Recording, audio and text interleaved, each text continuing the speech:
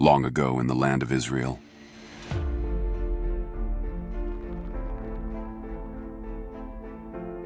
There was a young boy called David, son of Jesse, born in Bethlehem, the youngest of 8 sons. Under the wide blue sky of Bethlehem, young David spent his days in the fields with his father's sheep.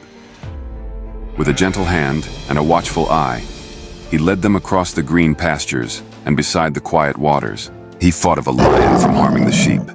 This encounter was not just a test of physical might, but a divine preparation. For it was through these moments of life and death that David's heart was forged for greater battles to come. Each victory, each act of bravery and faith, sowed the seeds of the legend he was to become, the slayer of giants, the future king of Israel.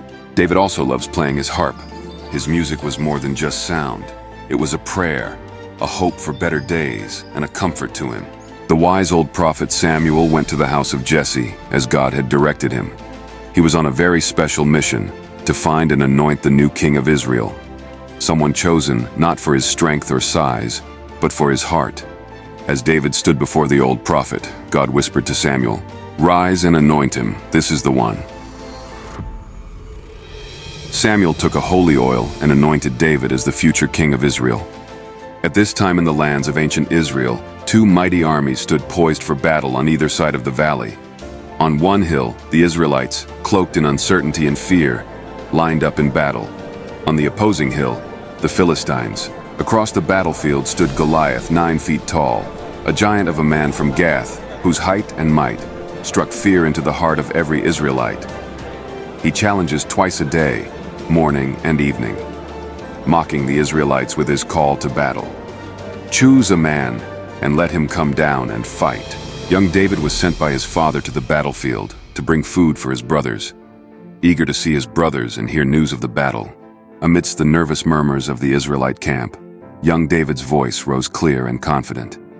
He approached King Saul and said, "Do not lose heart on account of this Philistine. I will go and fight him." Surprised by David's courage, the soldiers around him exchanged skeptical glances, but David's determination did not waver. "The Lord who rescued me from the paw of the lion and the bear will rescue me from the hand of this Philistine."